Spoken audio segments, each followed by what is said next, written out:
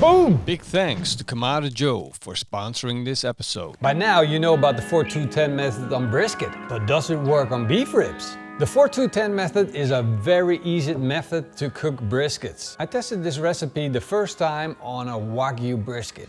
A beautiful marbled Wagyu brisket that I seasoned just with salt and pepper. Then I put it on the smoker for 4 hours, smoking it at a temperature of 120 degrees, then followed by another 2 hours of raising up the temperature to 140 degrees and getting a beautiful crispy bark on that brisket. The last step of cooking that brisket was wrapping it up in butcher's paper, put on beef tallow that came out of the brisket. Then I put it in a tray with a little bit of water and sealed it off with aluminum foil, letting it cook with my smoker at a temperature of 65 degrees Celsius. The result of that brisket were phenomenal. Beautiful, juicy waterfalls without pressing on that brisket. It was so juicy and so well cooked. It was a delight to eat. Now, to make sure that this wasn't a fluke and that this wasn't all about that Wagyu brisket, I repeated the process with a less expensive brisket with a lot less intramuscular fat, and the cook still turned out great. So the next thing on my mind was, can the 4-2-10 method be used on beef ribs? And these are the beef ribs that I bought. And I was looking for a less expensive type of beef ribs to prevent like crazy thoughts about way too expensive, blah, blah, blah, blah. But I ended up getting this for a really cheap price. So I guess I was lucky getting good beef ribs with great intramuscular fat. These literally look insane. 3 beautiful bones with a lot of meat on them.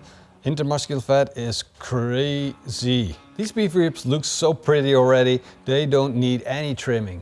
A little bit of fat cap on top, a little fat that runs down the middle. This looks absolutely perfect. And all it needs now is some seasoning. First thing I'm gonna do is sprinkle on some salt. I'm using fleur de sel, which is a light sea salt. As you can see, the meat slopes down and I'm using less salt on the thinner part and more salt on the thicker part. I'm gonna leave that membrane on that sits on the bones. That's gonna keep these beef ribs together.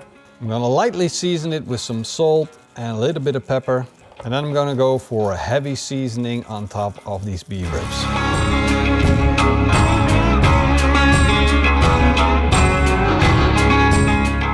These beef ribs are ready for the smoker, so let's fire it up. I'm gonna load up my Kamado Joe Big Joe with big block charcoal. I'm gonna put in 1 fire starter, light it up and let it slowly come up in temperature. I'm gonna put in 2 chunks of beechwood for smoke, set in the heat deflectors, put in the grill grates. Time for these beef ribs to go on for the first stage of the 4-2-10 cook. 4 hours smoking at a temperature of 120 degrees Celsius. I'm gonna dial in the Kamado Joe by closing the bottom vent to 1 finger open and setting the top vent to 2 fingers open. This is going to stable out at a temperature of 120 degrees Celsius, and of course I'm going to keep my eye on it, checking every now and then that it does what it needs to do. My beef ribs have been running for 4 hours at 120 degrees Celsius. Let's take a closer look at them. We built up a beautiful bark, nice and dry, crispy and crunchy. Look at that. I'm happy with the way it looks, and as you can see, we don't have any puddles on the beef ribs. So the second phase of this brisket techniques doesn't make any sense, because it's all based on the fact that you need to get rid of the puddles to get the perfect bark. And we already have the perfect bark, and there's really no reason to raise up the temperature any further. However, for the test phase, I'm still gonna do it. So I'm gonna close the lid, open up the top vent a little bit, and open up the bottom vent a little bit.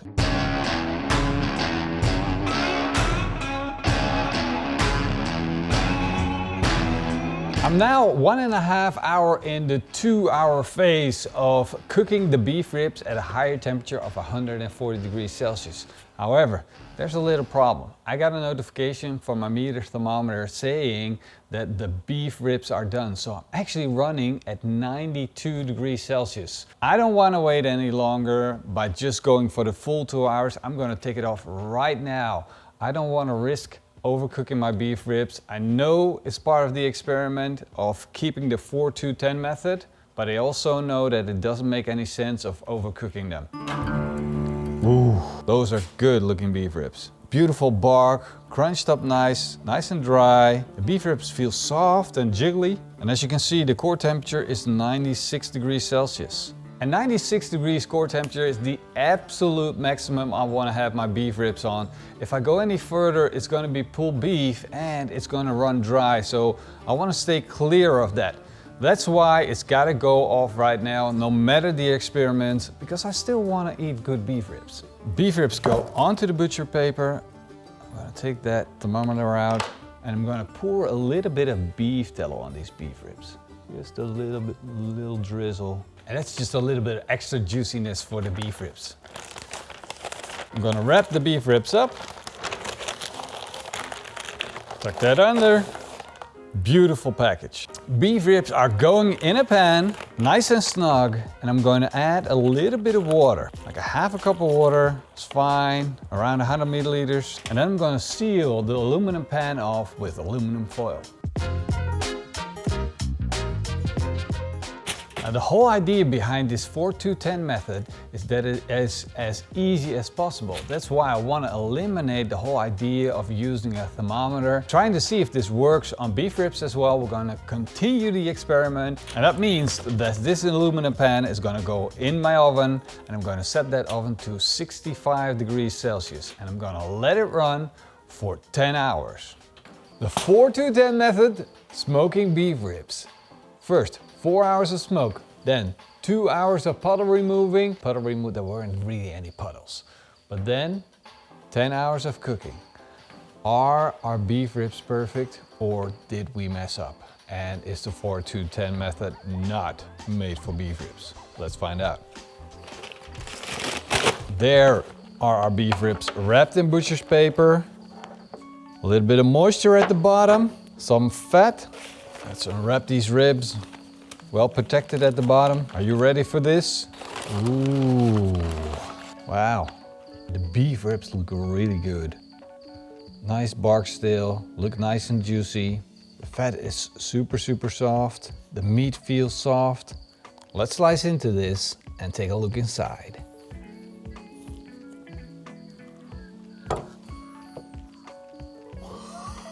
Whoa, wow. Look at these beef ribs. Wow, that's literally insane. I'm gonna tear it off. Look. I can pull this right off. It's so well cooked through. That's how well it separates from the bones. That fat layer, look at how it disintegrated. I just have to run it through my fingers and it dissolves. Absolutely insane. All right, let's get a slice of that. These beef ribs are absolute perfection. Look at that crust on the outside. Look at the smoke ring. Look how juicy that is. I'm not squeezing. Let's do the pull test.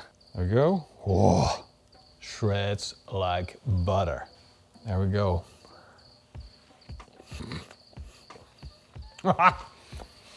Boom! 4-2-10 method. Works on beef ribs. Skip the 2 parts. You can just make it 6-10 method.